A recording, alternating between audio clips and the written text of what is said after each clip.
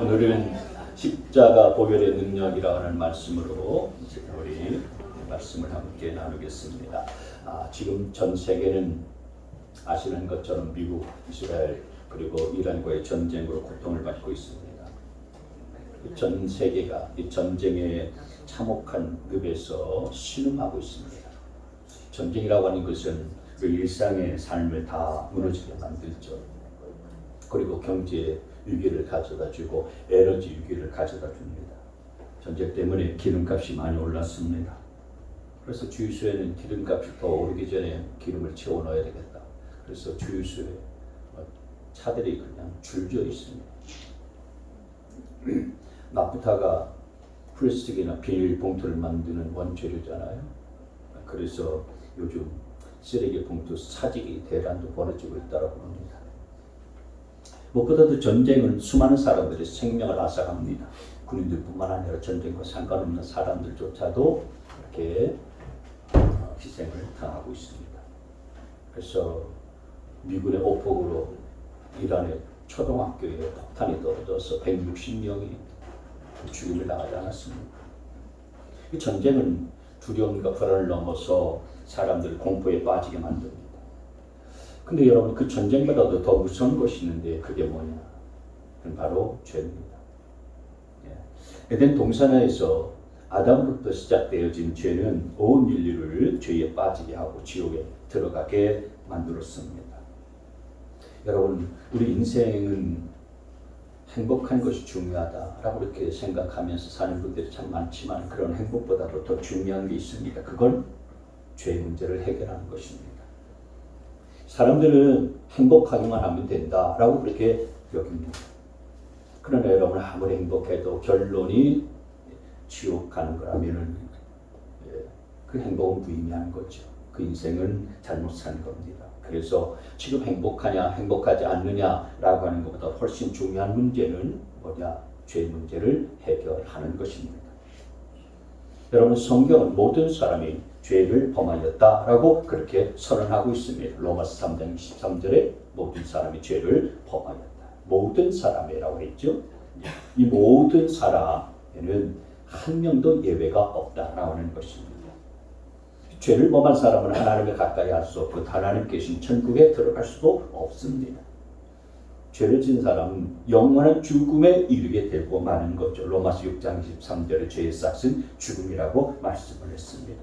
그래서 이 죄는 그토록 무서운 겁니다. 성경에서 말하는 죄는 우리가 생각하는 것보다 범위가 훨씬 크고 넓습니다. 그래서 우리 주님께서는 친구를 바보라고 하고 미련한 놈이라고 말해도 지옥 간다고 말씀했습니다. 마태복음 5장 22절 말씀에 보면은 자기 형제나 자매에게 속내는 사람은 누구나 심판을 받는다. 자기 형제나 자매에게 얼간이라고 말하는 사람은 누구나 공의에 불려갈 것이요 또 바보라고 말하는 사람은 지옥 불 속에 던져질 것이다. 이렇게 말씀을 했습니다. 또 주님께서는 여인을 보고서 음욕을 품는 자마다 이미 간음한 자다라고 말씀했고 또 형제를 미워하는 사람은 이미 살인한 자나 똑같다라고 그렇게 말씀하셨어요. 그래서 여러분, 죄라고 하는 것은 우리가 생각하는 것보다 훨씬 그 범위가 크고 넓다는 사실들을 기억해야 되는 것입니다. 그런데 우리는 자꾸만 내 주변 사람과 나를 비교하는 경우들이 많이 있습니다. 내가 죄를 짓고서도 다른 사람과 비교하면서 이 정도는 괜찮은 거겠지라고 그렇게 생각합니다. 여러분, 그렇지 않습니다. 도둑이 자기를 살인자와 비교해서 나는 괜찮을 거야, 나는 별로 큰 죄인이 아니다, 여러분, 이렇게 주장한다면 그것은 얼마나 대단한 착각입니까?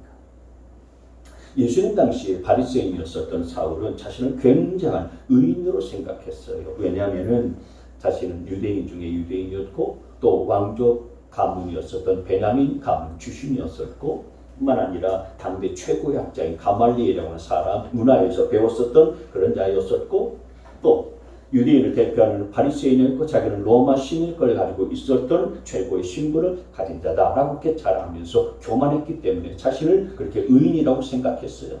그런데 다메섹 도상에서 예수님을 딱 만나고 난 다음에 자신이 죄인이라고 고백했습니다. 죄인 중에서도 예수님을 믿으면 믿을수록 더 얼마나 큰 죄인인지 디모데전서 1장 15절 말씀에 보면 나는 죄인의 우두머리입니다 라고 그렇게 말할 정도였어요. 하나님 앞에 자신을 다 내려놓고 보니까 의인이라고, 율법을 잘 지키는 의인이라고 자처했었던 이 사울이 정직하게 자신의 모습을 직면해서 대면해 보니 자신만큼 큰 죄인이 없다는 거예요. 그래서 죄인 중에 나는 우두머리 죄인입니다, 이렇게 고백을 한 겁니다. 여러분, 이 세상에 가장 큰 죄인이 누굽니까? 우리 자신이 가장 큰 죄인인 것들을 기억하셔야 합니다. 여러분, 세상에 가장 큰 죄인이 바로 나입니다. 내가 가장 큰 죄인이에요. 네덜란드에 세계적으로 유명한 화가 렘브란트라고 하는 그런 화가가 있었습니다. 이 사람은 젊은 시절부터 성공 가도를 달리기 시작하면서 아주 방탕하게 삶을 살았습니다. 돈을 흥청망청 쓰면서 술집에서 인생을 허송세월하기도 하고 타락한 그런 삶을 살았습니다. 화가니까 이 사람이 그림을 그리는데 이 그림 29살 때 그린 그림입니다. 렘브란트의 선술집의 탕아라고 하는 그림입니다. 선술집에서 눈이 풀린 채로 한 손에 높이 길다란 술잔을 들고서 잔뜩 취한 상태 가운데 빠져있는 이 모습이 바로 자기 자신의 모습이었다라고 하는 거예요. 얼마나 향락에 취해서 향락에 빠져있는지 자신의 타락한 모습을 빗대어서 그린 자화상이 바로 이 선술집의 탕아, 렘브란트 자신의 모습을 이렇게 그린 겁니다. 그러다가 말년에 모든 재산 다 탕진하고 파산이 이렇게 되었습니다. 이 그림을 또 보시게 되어지면은 이게 탕자가 아주 비참한 몰골로 지금 아버지 품에 안겨있는 이런 모습에 무릎 꿇고 있죠. 옷은 남루해지고 다 헤어졌습니다. 신발은 너덜너덜해졌습니다.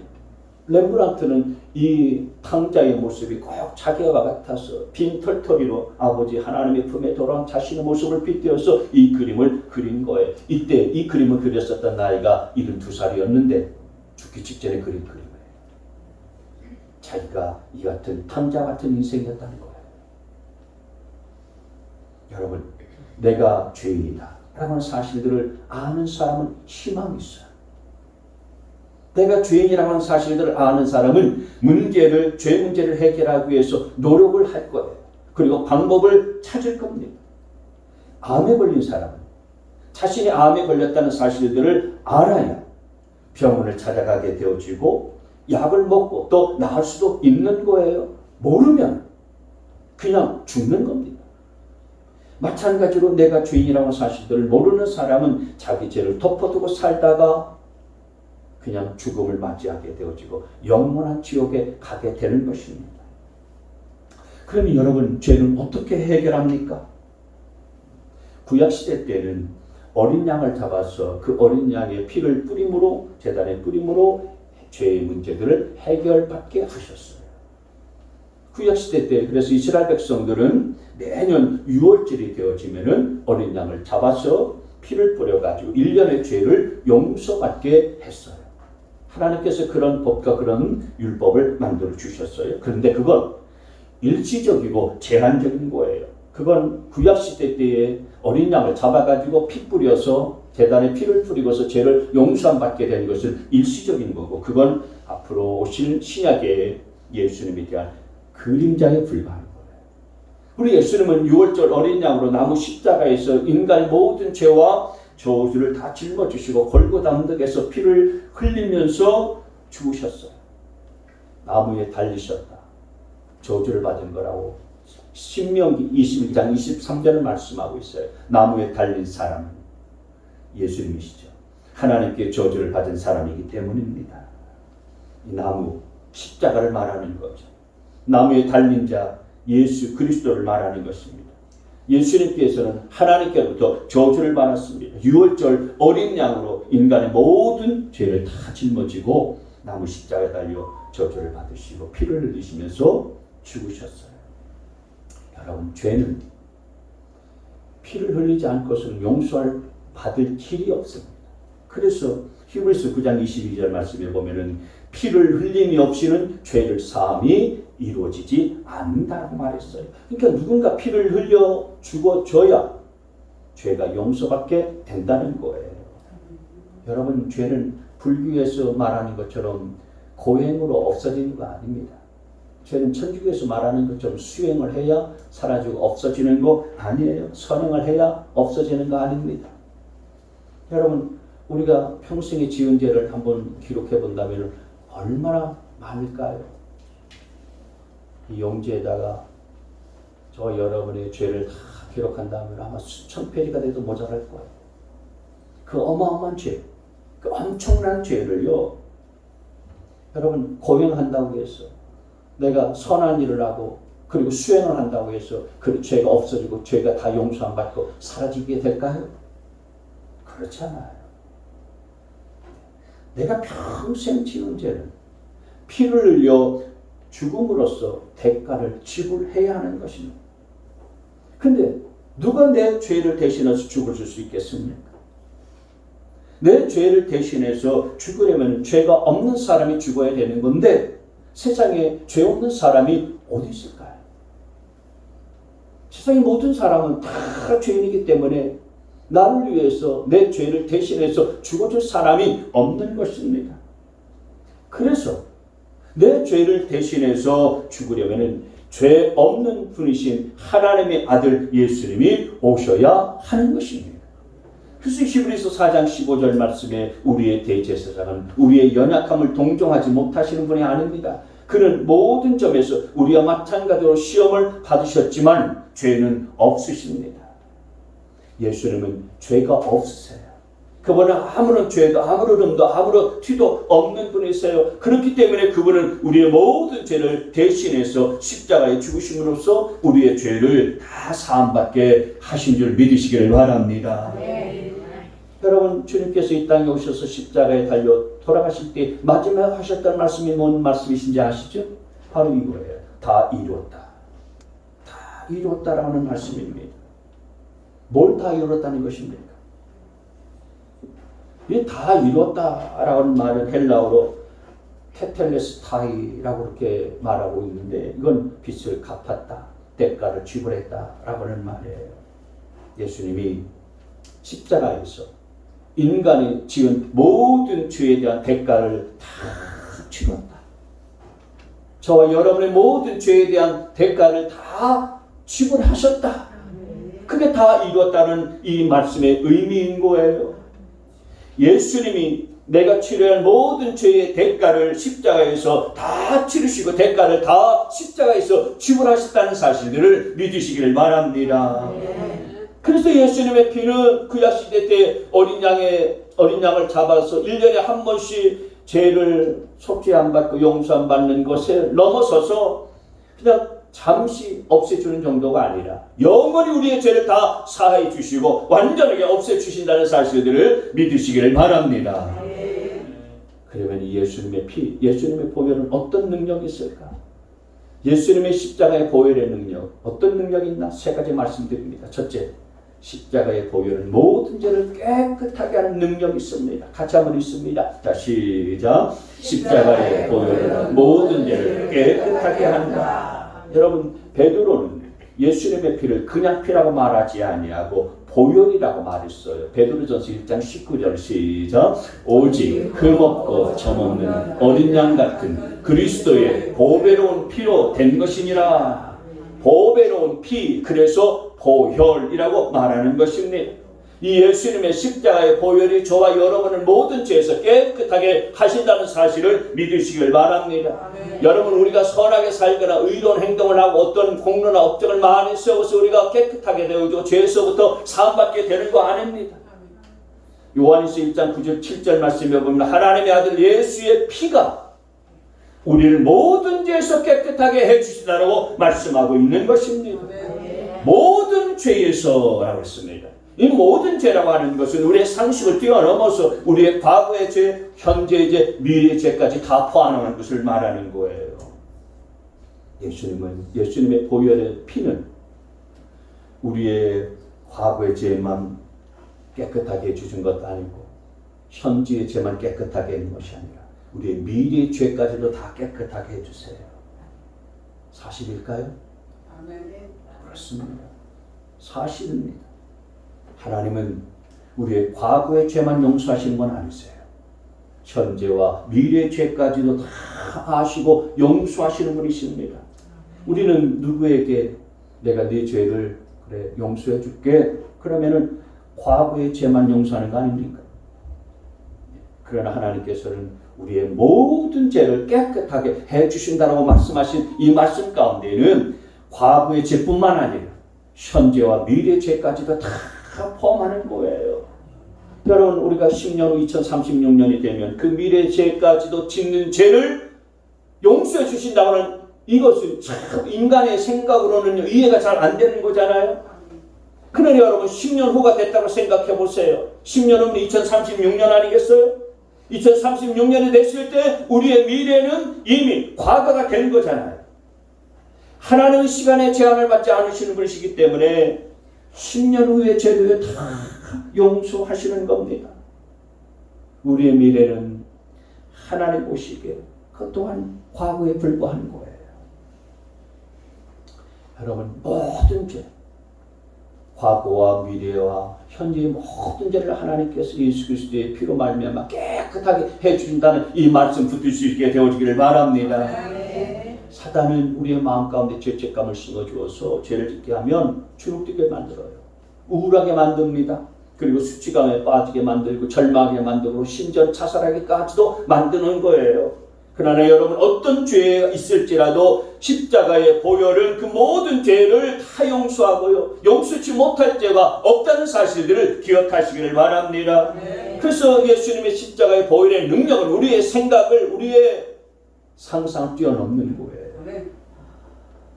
아무리 큰 죄를 지어도요 다 깨끗하게 하실 수 있는 능력이 십자가의 보혈의 능력에 있는 것입니다. 여러분 자신만 아는 은밀한 죄가 있습니까? 남은 알지 못하고 나만 알고 있는 은밀한 죄악이 있습니까? 이건 그 누구도 용서받지 못할 그런 죄악이야. 여러분 그런 죄악이 있습니까? 그 죄를 위해서 우리 예수님이 십자가에 달려 죽으셨고 피를 흘려 주셨습니다. 베드로전서 2장 24절 말씀에 그는 우리 죄를 자기 몸소 지시고서 나무 십자가에 달리셨습니다. 그건 우리가 죄에는 죽고 의에는 살게 하시려는 것이었습니다. 그가 매를 맞아 상함으로 여러분이 나음을 얻었습니다. 예수님 안에 있는 자들은 그래서 더 이상 정죄가 없는 겁니다.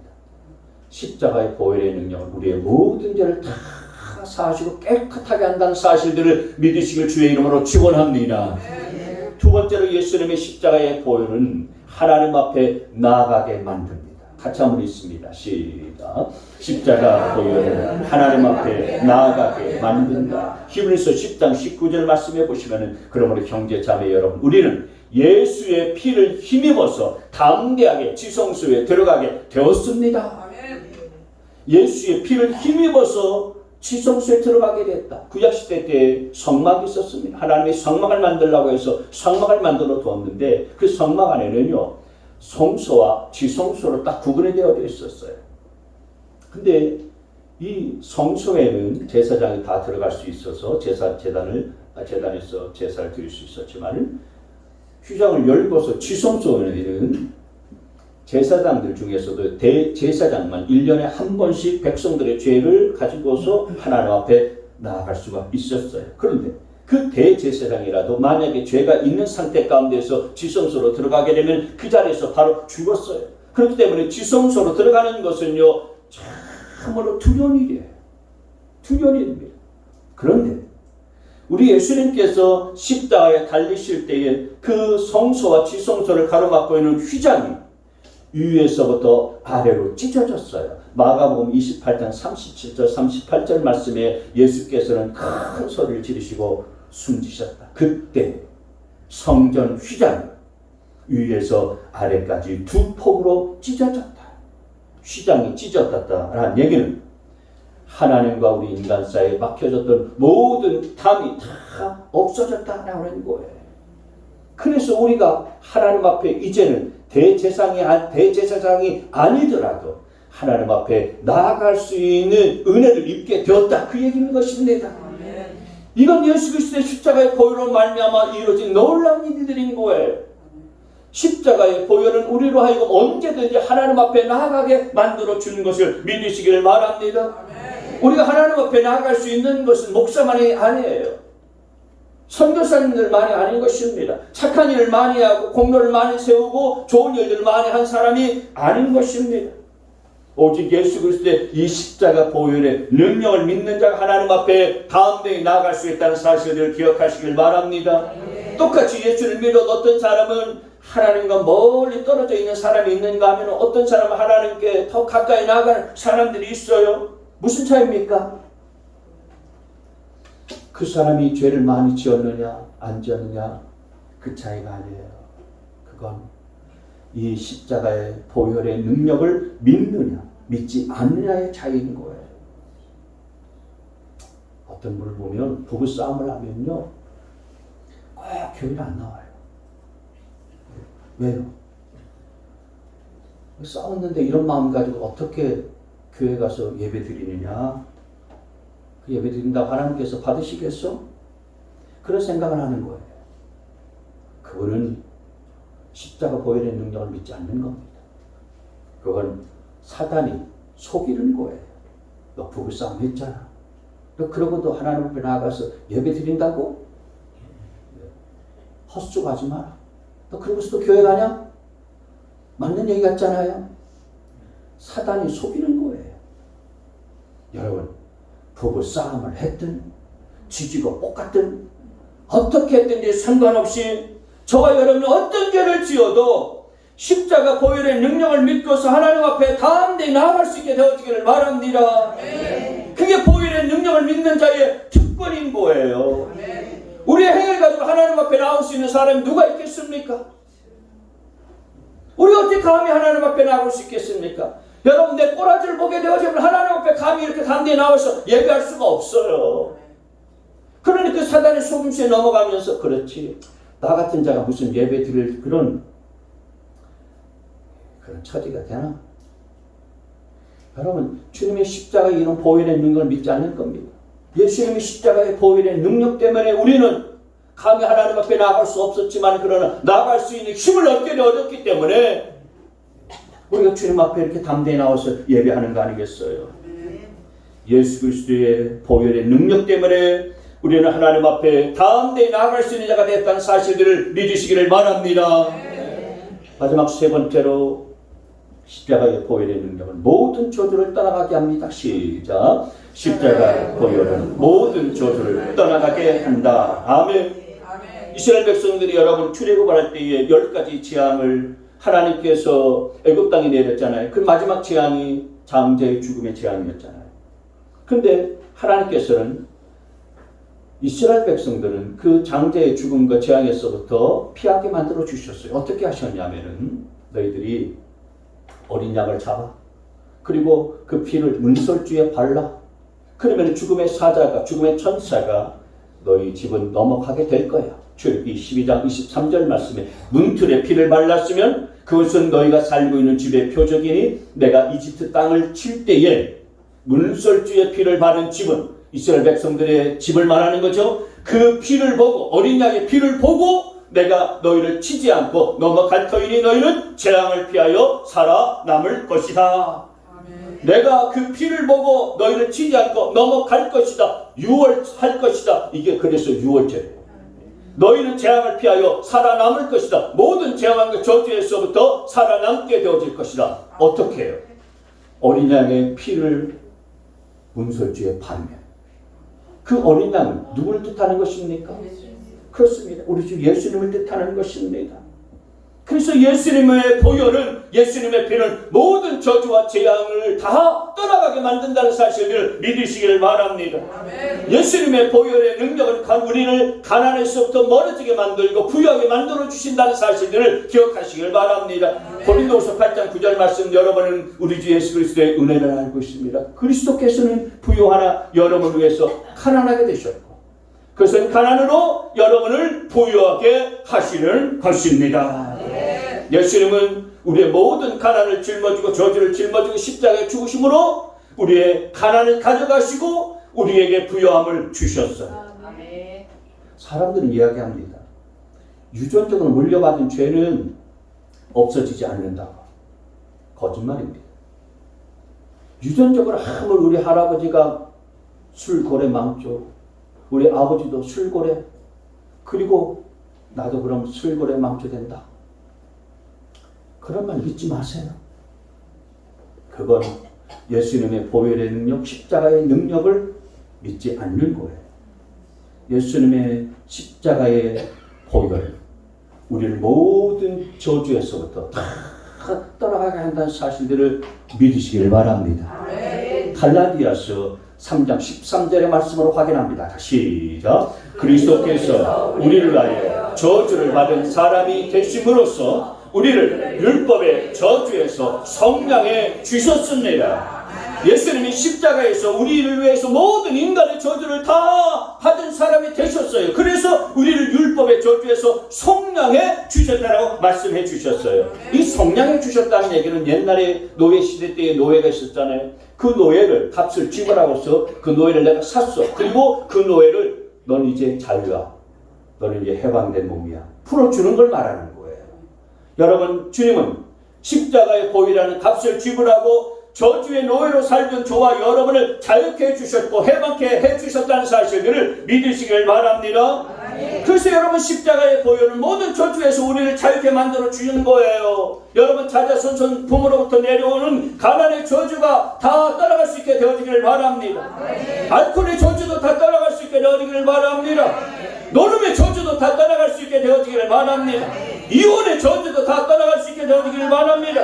부모로부터 조상제부터 물려오는 어떤 저주라고 할지라도 다 따라가고 나쁜 저주 다 사라지기를 주님의 이름으로 축원합니다. 예수님의 보혈은 우리도 모든 저주로부터 떠나가게 만들어주는 능력이 있는 거예요. 그뿐만 아니라 예수님의 보혈은 우리의 모든 질병을 가져다 주고 건강을 주는 능력입니다. 이사야서 53장 5절 말씀에 그가 찔린 것은 우리의 허물 때문이고 그가 상처를 받은 것은 우리의 악함 때문이다. 그가 징계를 받음으로써 우리가 평안을 누리고 그가 매를 맞음으로써 우리의 병이 나았다. 그가 매를 맞음으로써 주님이 매를 맞고 십자가에 달려 죽으심으로 우리의 병이 나았다. 이미 나았다고 선포했습니다. 여러분, 이스라엘 백성들이 출애굽할 때 장정만 60만 명이 출애굽을 했어요. 그런데 성경을 보면은 한 사람도 아픈 사람이 없었어요. 아픈 사람이 없이 출애굽을 했어요. 비틀거리는 사람이 한 사람도 없었다고 성경을 말하고 있습니다. 시편 105편 37절 말씀이 출애굽할 때 당시의 말씀을 시편 기자가 기록한 건데, 그들로 출애굽한 그 백성들 은과 금을 가지고 나오게 하시는 그 지파 가운데서, 이스라엘 12지파 가운데서 출애굽을 하는 백성들 가운데에 비틀거리는 이가 한 사람도 없었다. 여러분, 60만 명이 나오는, 장정만 60만 명이니까 어린아이나 또 여인들이나 노인들 다 합치게 되어지면 한 200만 명이 넘을 거예요. 그 사람들 가운데 다리 아픈 사람이 없었겠어요? 비틀거리는 사람 왜 없었겠습니까? 중풍병자 왜 없었겠어요? 다 있죠. 있는데 다 나왔다는 거예요. 언제 나왔다는 것입니까? 출애굽할 때 당시에 어린 양의 피를 문설주에 바를 때에 내가 그 피를 보고 넘어가리라. 너희는 그 재앙에서 살아남게 될 것이다. 그때 다 낫게 된 것입니다. 여러분, 그게 보혈의 능력인 줄 믿으시길 바랍니다. 십자가 보혈의 능력을 여러분 안에 있는 모든 질병이 다 떠나갈 수 있게 되어지기를 축원합니다. 여러분의 가난도 다 떠나가게 되어지기를 축원합니다. 여러분의 약함이 다 떠나가고 여러분에게 강함이 있게 되어지기를 축원합니다. 예수 그리스도의 십자가의 보혈의 능력으로 모든 저주는 떠나갈지어다. 여러분, 십자가의 보혈의 능력을 의지해서 모든 저주가 따라가는 이런 축복이 여러분 가운데 임하게 되어지기를 바랍니다. 예수님은 우리의 죄를 책망하거나 그리고 우리의 죄를 저주하시기 위해서, 정죄하기 위해서 이 땅에 오신 분 아니세요. 예수님은 우리의 죄, 우리의 연약함, 우리의 부족함 다 하시고 저와 여러분의 죄를 대신해서 십자가에 죽으시고 우리의 죄를 다 담당하시고 용서하시기 위해서 이 세상에 오신 분이세요. 예수님은 우리를 위해서 죽으시고 우리에게 더 생명을 주시되 풍성한 생명을 주시기 위해서 이 땅 가운데 오셨어요. 어둠의 영인 사단은 우리의 죄를 고발하고 우리 인생을 멸망시키고 우리를 죽이기 위해서 왔지만 예수님은 우리가 생명을 얻고 더 풍성하게 얻도록 하기 위해서 오셨다라고 요한복음 10장 10절 말씀, 도둑은 다만 훔치고 죽이고 파괴하려고 오는 것뿐이다. 나는 양들이 생명을 얻고 또 더 넘치게 얻게 하려고 왔다.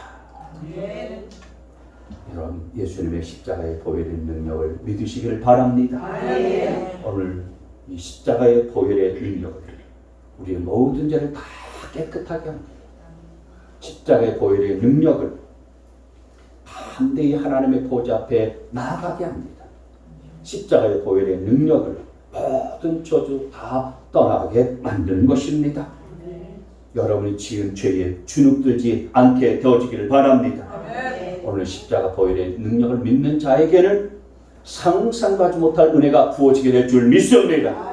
예수님의 십자가의 보혈의 능력을 믿고 하나님의 베푸시는 은혜를 기대하며 사는 우리 모두가 되시기를 주의 이름으로 축원합니다.